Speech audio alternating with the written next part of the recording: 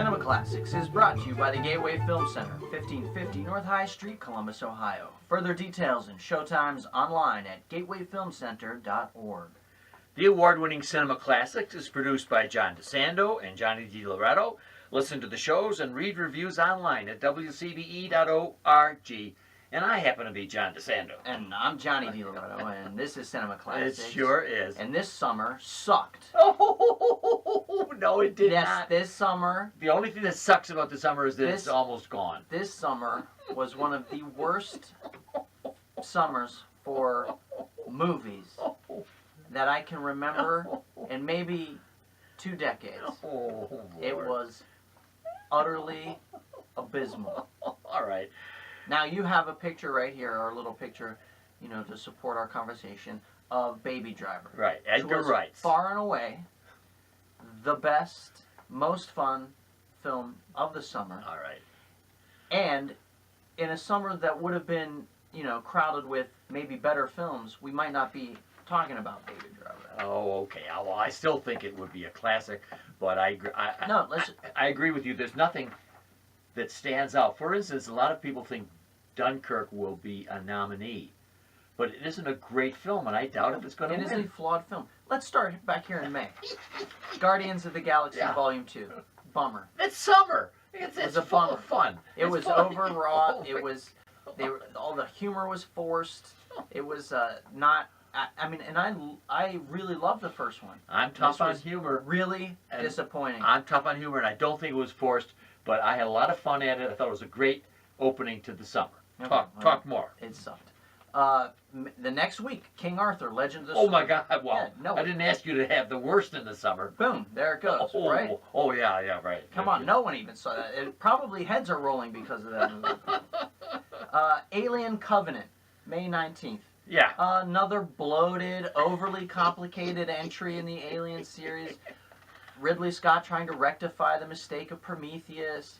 And kind of doing it, but also not. Yeah. Mostly not doing it. I got it. It wasn't bad. It was enjoyable, but it wasn't great. Boom, here. 1-2. A 1-2 punch.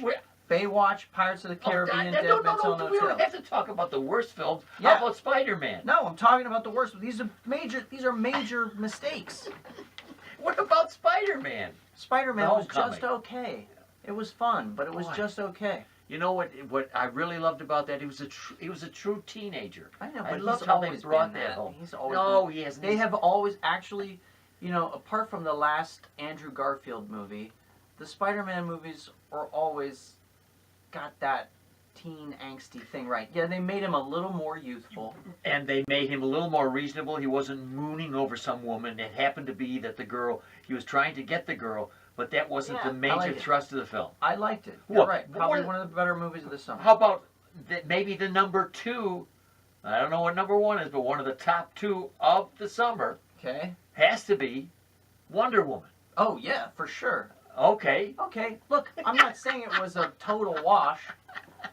Spider-Man Homecoming was good. Wonder Woman was I love fine. Yeah. And if you put Baby Driver was excellent. But let's not forget The Mummy or Cars 3. I'm sorry. Or Transformers: The Last Night. They're awful. They're not always good movies in the summertime. I know they're not always good, but they are not always bottom of the basement drivel. How about War for the Planet of the Apes? That one was good. All right. I actually liked that one. All right, good. All right. I think I was so beaten down by shoddy product that by the time War of the Planet, there's so many prepositions in that title. War for the Planet of the Apes. By the time that came around, I was sufficiently downtrodden, and so I was pleasantly surprised by that. My only complaint. It was very. You know what? It was simple. Yeah. It was warfare. I called it the Great Ape Escape. Yeah, that's funny. Great Escape.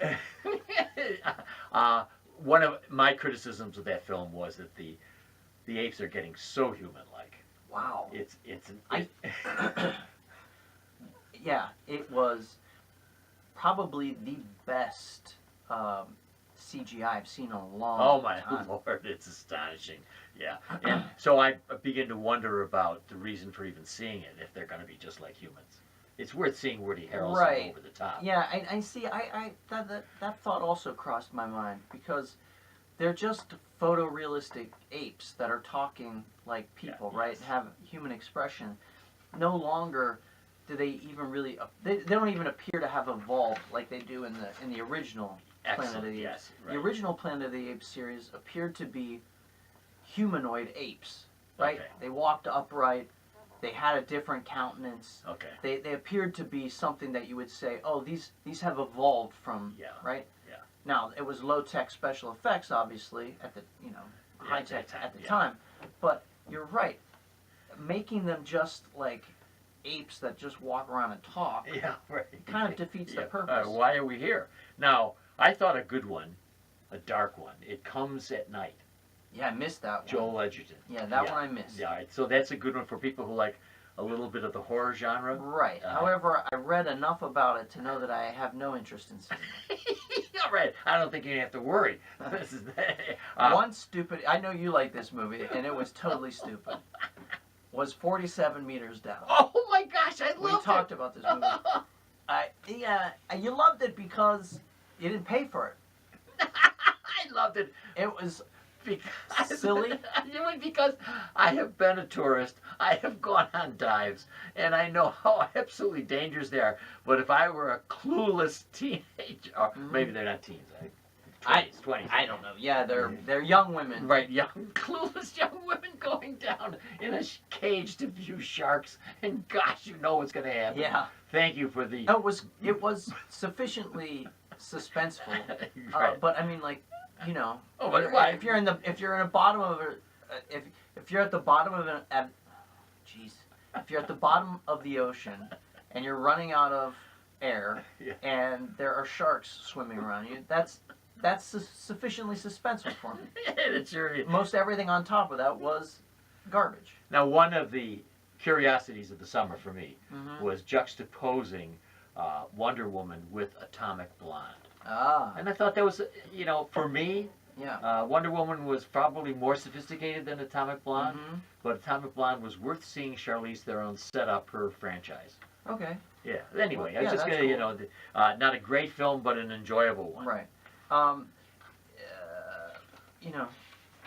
I hate to just keep beating this drum, All right. but here's another big budget super flop that everyone hates is The Dark Tower. Oh, I haven't seen it, but I've heard just that. People waited for years for this adaptation of Stephen King's series of novels, I believe, right? It's a series, isn't it? I guess. Yeah, so they wanted this will not be a franchise. This is This is really tough. Now we have ones coming up that unfortunately we have to record this before the actual end of August. But ones that are coming up that look good to me, like Logan Lucky. Lucky Logan, isn't it? It's Logan Lucky. Is it? Yeah. Is it really? Yeah. Anyway, with Okay. Channing Tatum, Adam Driver, looks good. Daniel Craig. Yeah, Daniel Craig. Right. A lot right. of buzz on Daniel Craig's performance All in right, that movie. good. And The Wall, which I thought we had seen a while ago. We had a preview, but anyway, about the sniper shooting at the soldiers who are just behind the wall. The Big Sick we didn't mention. No, we did not mention All that. right. I think that's a good one of the summer. But it's not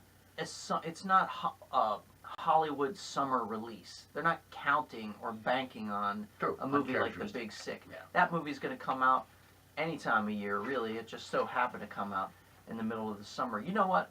One movie on here that I actually had a good time at, I was dreading it, was Captain Underpants. Oh, yeah. My little one Yeah. was dying to see that movie. Yeah. From the minute he saw the trailer, and I was like, oh, this is going to be one of these, family films that are just plodding and working too hard, trying too hard. But it was really sort of a delightful little movie. And not as much. I enjoyed Cars 3 with my grandkids. Yeah? Did So you? there were a couple of them this summer, but nothing grand. Then Yeah. we've got coming up The Glass Castle with Brie Larson and Naomi Watts, which looks like it's going to be a good one. Transformers, is coming up. Is it coming up Yeah, already? the Transformers The Last Night, or maybe it was. It already I passed think- me by. Yeah. That was I so don't know dumb. why you're not listening to me. It doesn't mean That was the whole in summer June. was a It was the worst performing. People are all, now that even everybody else is now sick of the Transformers. yes. And you know what? Seriously, one big $200 million flop after the next this summer is, I think, Hollywood is going to be reeling after this. You are wrong. I Not enjoyed wrong. my summer. Google there were some it. good films, and I want to get out of this summer. Google So summer 2017 Hollywood. What's happening right now? And Right now there are nooses being thrown over beams in studio No. offices. And we're close upon the fall, and that's a great time for us because Yeah. usually the best films are going to come out pre-Oscar. Well, which brings us to our next show, the Fall 2017 preview. All right.